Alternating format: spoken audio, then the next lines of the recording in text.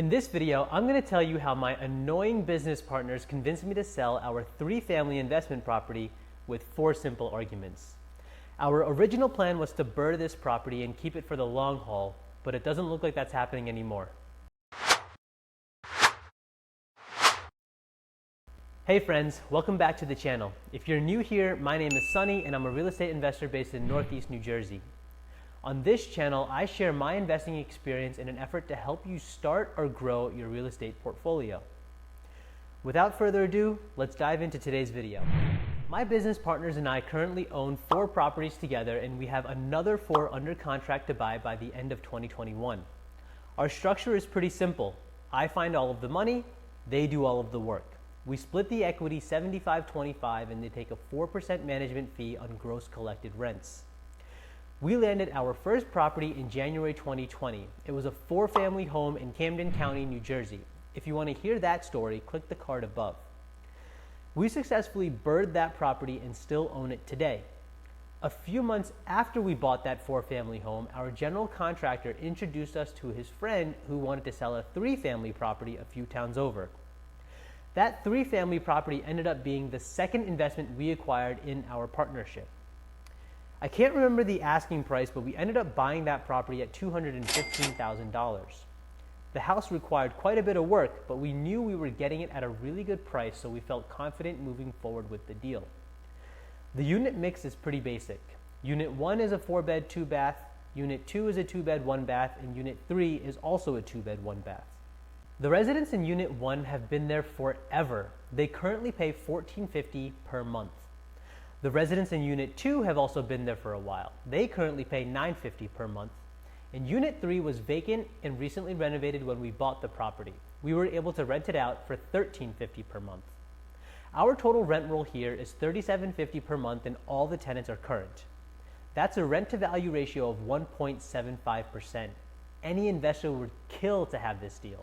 Our business plan was simple when we acquired the property.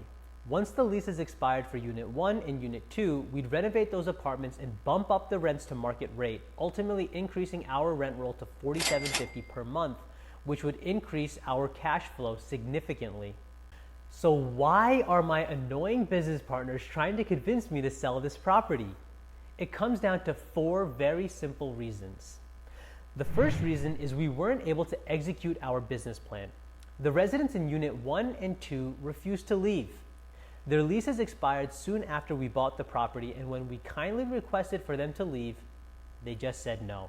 We couldn't do anything about it. Our hands were tied. Everything that's been going on in the world from March 2020 to basically all of 2021 prevented us from taking any action against the tenants. Truthfully, we were afraid they would stop paying their rent if we pressed the issue, so we settled on slightly raising their rents and issued new leases. It's been almost a year since then, and not much has changed. They still want to stay in their apartments, and we still don't want to be adversarial.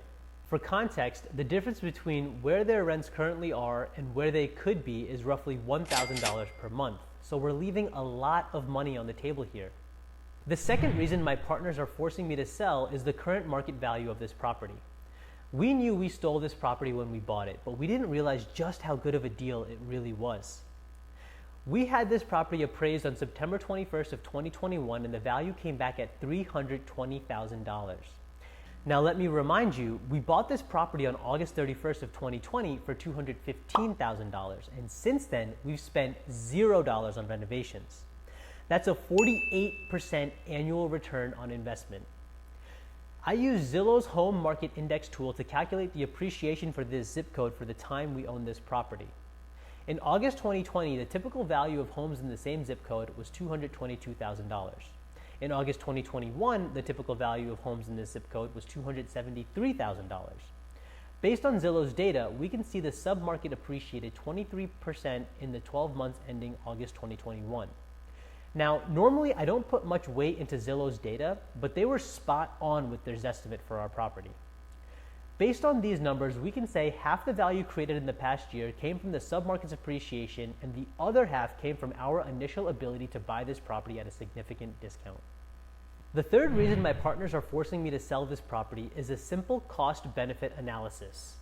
If the residents in units 1 and 2 magically decide to leave tomorrow, we can execute our business plan by proceeding to spend $50,000 on sprucing the place up. We will likely be able to charge $1,000 more per month in rent. However, I don't know if spending that $50,000 on property improvements will yield an additional $50,000 in value.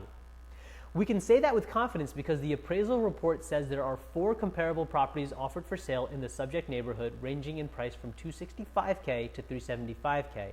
And there are 6 comparable sales in the neighborhood within the past 12 months ranging in sales price from $240K to $340K. Based on that data, it seems like the top of the market is somewhere between $340 and $375K. Since we already achieved a value of $320, there's no need to invest that extra $50 in an attempt to make $20 to $55K. However, it would make sense for a new investor to buy this property at $320,000 and complete the value add renovations, which brings me to the final point. The fourth and final reason my partners are forcing me to sell this property is because one investor's trash can be another investor's treasure. We bought this property at $215K and we were able to achieve rents of $37.50 per month. Using those numbers, our rent to value ratio was 1.75%. That's $37.50 divided by $215,000. Now that we have a new valuation of $320,000, our new rent to value ratio drops to 1.1%. That's $37.50 divided by $320,000. Not bad, but not great considering it's a drop of 65 basis points. Now let's say another investor buys our property at $320,000 with rents at $37.50. That investor starts with the same 1.1 rent to value ratio we just dropped to. Let's assume they find a way to renovate the 2 units. They spend $50K and ultimately increase their monthly rent roll to $47.50. Their new rent to value ratio would be $47.50 divided by $370,000 or 1.3%, an increase of 20 basis points. So instead of us moving down in RTV from 1.75 to 1.3, a new investor can take over the property right now and increase their RTV over time from 1.1 to 1.3%. It's honestly a win-win situation. We walk away with a nice chunk of equity in a short amount of time, and they acquire a cash flowing asset that has plenty of room for growth. When we first received the appraisal for $320,000, I was super excited. That appraisal put us in a position to kill 2 birds with 1 stone. First, we were going to refinance our 10% interest-only private money lender out and move into a 30-year fixed-rate mortgage at an interest rate of just 4%. Second, we were going to get a new loan for 80% of the appraised value, or $256,000. After paying off our private money lender's loan of $215K and closing costs of $10K, we'd have roughly $30K in cash left over from the refi to put towards renovations we still needed to do. If we combine the loan proceeds from the refi with the cash we already have in the property's business bank account, we would have enough money to complete our value-add renovation without bringing any extra money out of pocket. Needless to say, when my partner suggested we sell the property at the newly appraised value, I was slightly annoyed. When we established this partnership, we agreed on a path that prioritized long-term wealth generation over short-term chunks of cash. However, after taking the time to write out the argument in their favor, I came to the conclusion that selling is the right move here. The residents in units 1 and 2 don't seem like they're leaving anytime soon, and the current economic climate doesn't lean in our favor to remove them against their will. Even if they did leave tomorrow, it doesn't really make sense to invest $50K in renovations to potentially gain $20 to $55K in value.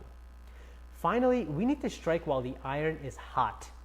There's still meat on the bone for another investor to make a good return here, and that may not be the case for much longer if the market decides to cool off. I'm glad we found ourselves in this position. There's absolutely nothing wrong with taking some chips off the table when you're on a hot streak, especially if you're up 48% in a year. I hope you enjoyed watching this video as much as I enjoyed making it for you. If you want to watch more videos like this from me, please check out my business and real estate playlist. Do me a favor and share this video on your social media channels or specifically with someone who might benefit from watching it. Finally, I put out a new video like this every single week, so if you haven't already, please be sure to subscribe to the channel. I don't want you to miss the next one. All right, peace.